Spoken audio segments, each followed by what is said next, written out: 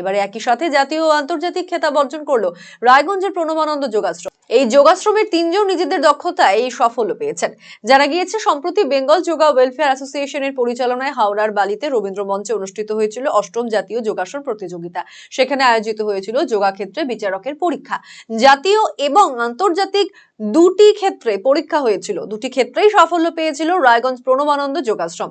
এই যোগাশ্রমের বয়স্ক বিভাগের 2 ছাত্রী সুপর্ণা সরকার, শান্তা দাস জাতীয় বিচারকের স্বীকৃতি লাভ করেন।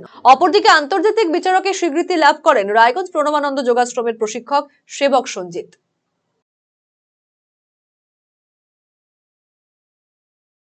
এবার তো আমরা কম্পিটিশন করতে গেছিলাম মূলত, তো কম্পিটিশনটা ন্যাশনাল কম্পিটিশন যে পুরস্কার তো এখানে আমরা সকলে দেখলাম।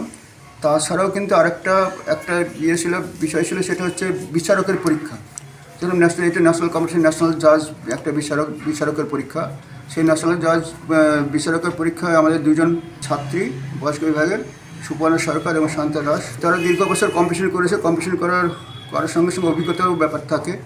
বিশ্বের ন্যাশনাল জাজের পরীক্ষা তারা দিয়েছিলেন। প্রথমে হচ্ছে মৌখিকটা, তারপরে প্র্যাকটিক্যাল অর্থাৎ বিচার কার্যটা, এবং তারপরে লিখিত।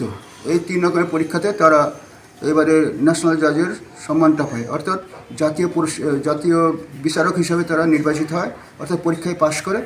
তাছাড়া ইন্টারন্যাশনাল জাজেরও একটা পরীক্ষা হয়েছে, সেখানে একজন আমাদের আছে যে কৃতিত্ব অর্থাৎ পাশ করে আন্তর্জাতিক বিচারক হিসাবে স্বীকৃতি লাভ করে।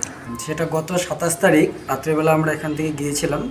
28 তারিখে পৌঁছাই এবং 28 তারিখে মাস্টারমশাইদের এবং অন্যান্য মাস্টারমশাইদেরও একটা পরীক্ষা ছিল, সেটা হচ্ছে বিচারকের।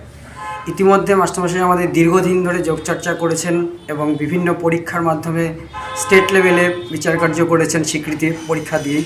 তো 28 তারিখে যে পরীক্ষাটা হলো, সেখানে মৌখিক পরীক্ষা, প্র্যাকটিক্যাল পরীক্ষা এবং লিখিত পরীক্ষার মাধ্যমে মাস্টারমশাই শ্রদ্ধেয় সেবক সঞ্জিত মহাশয় তিনি উত্তীর্ণ হয়েছেন। এবং উত্তীর্ণ হয়ে 29 তারিখ যে আমাদের যোগাসনের কম্পিটিশন ছিল, সেই দিন মঞ্চে সেখানে ওনাকে সবার সামনে স্বীকৃতি দেওয়া হয় যে ইন্টারন্যাশনাল জাজ হিসাবে, এবং তাতে আমরা সবাই গর্ববোধ করছি ছাত্র হিসাবে।